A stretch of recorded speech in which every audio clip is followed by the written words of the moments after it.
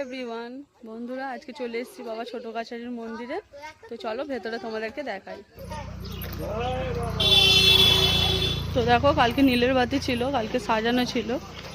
আজকে প্যান্ডেল ফ্যান্ডেল সব খুলে দিয়েছে। তো আজকে আমরা এসেছি, কালকে আসা হয়নি। চলো ভেতরে দেখাই তোমাদেরকে।